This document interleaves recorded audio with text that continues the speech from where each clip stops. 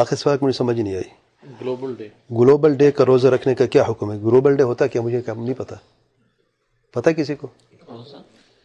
سب لوگ ایک دفعہ بولتے ہیں اس دن میں ہم سارے روزہ فلسطین کے لیے ہم روزہ رکھیں گے گلوبل، یعنی سب مسلمان. نہیں پچھلے 2 سال پہلے کووڈ کے لیے تھا تقریباً اپریل میں کہ پوری دنیا جو ہے اس تاریخ کو روزہ رکھے گی، تو اس کے لیے اسٹیٹس پہ دیکھیں کوئی بھی عبادت ہو اس کو کرنے کی دلیل ہونی چاہیے.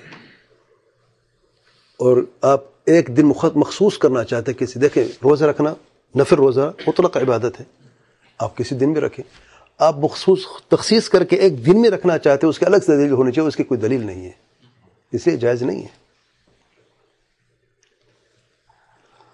اور یہ قاعدہ شرعی ہمیشہ یاد رکھیں، جس شریعت نے مقید کیا اسے مطلق کرنا بدعت ہے، اور اگر مطلق اس مقید کرنا بدعت ہے.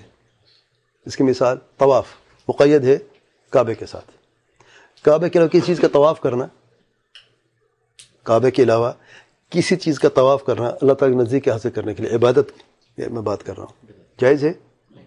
کیا حکم ہے؟ بدعت ہے. کیوں بدعت ہے؟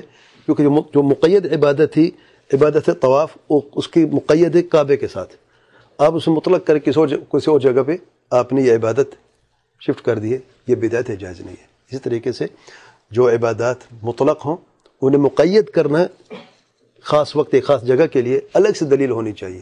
جیسے کہ طواف کی الگ سے دلیل نہیں ہے کعبے کے علاوہ، طواف کعبے کا یا صفا مروہ کا جو ہم سعی کرتے ہیں اس کی ہے، اس کے علاوہ تو کوئی دلیل نہیں ملتی نا کہ آپ جائیں مینا میں خاص جگہ پہ خاص خیمے کا آپ طواف کریں یا کسی خاص جگہ پہ جائیں، ہرگز نہیں ہے. یا عرفات میں کوئی ہے؟ کوئی بھی نہیں ہے.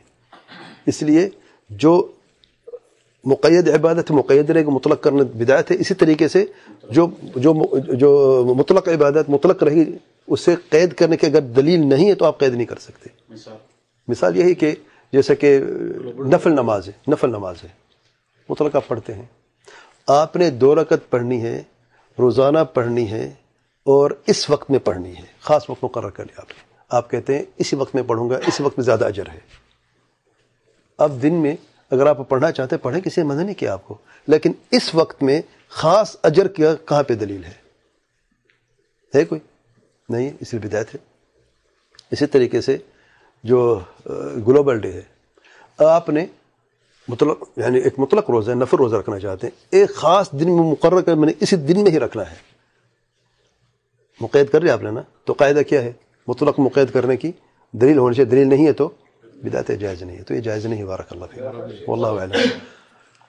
عمرہ دیکھیں، اب رجب کے مہینے میں دیکھیں، اور مثال دیتا ہوں میں آپ کو. رجب کے مہینے میں دیکھیں، رجب کے مہینے میں خاص عمرہ کرنا، رجب کے مہینے کے لیے، رجب کی فضیلت کو دیکھتے ہوئے رجب کے مہینے میں خاص عمرہ کرنا، کیا یہ بدعت ہے؟ یار آپ لوگوں کو جو عمرے سے منع کرتے ہیں، عمرے سے منع نہیں کرتے ہم لوگوں کو بدعت سے منع کرتے ہیں. عمرہ کریں پورا سال ہے، خاص رجب کے لیے آپ مقید کریں. اب عمرہ مطلق عبادت ہے، رجب کے مہینے کے لیے خاص کرنے کے لیے آپ کے پاس الگ سے دلیل ہونے چاہیے. اور دلیل کیا ہے؟ کہ اللہ تعالیٰ کے پیارے پیغمبر صلی اللہ علیہ وسلم نے فرمایا ہو کہ رجب کے مہینے عمرہ کیا کر، اس کا یہ فلاں ثواب اجر ثواب ہے، ہم کرتے. یا فعلاً اللہ تعالیٰ کے پیارے پیغمبر صلی اللہ علیہ وسلم نے اہتمام کیا ہو کہ رجب کے مہینے میں بار بار عمرہ کیا ہو، تب ہم کہ آپ صلی اللہ علیہ وسلم کے فعل ہے رجب عمرہ کرنا جو ہے وہ باعث ثواب ہے. جب یہ دلیل نہیں موجود، ایک مطلق عبادت ہے، آپ نے قید لگا کے آپ نے کرنی ہے رجب کے مہینے میں، یا رجب کے مہینے میں خاص کسی خاص نماز کا اہتمام کرنا، یا 15 شعبان میں خاص نماز کا اہتمام کرنا، یہ سارے کیا ہے؟ یہ مطلق عبادات ہے، آپ نے مقید کر دی خاص وجہ، خاص دن، خاص وقت کے لیے. یہ بدعتیں جائز نہیں ہے. واللہ اعلم.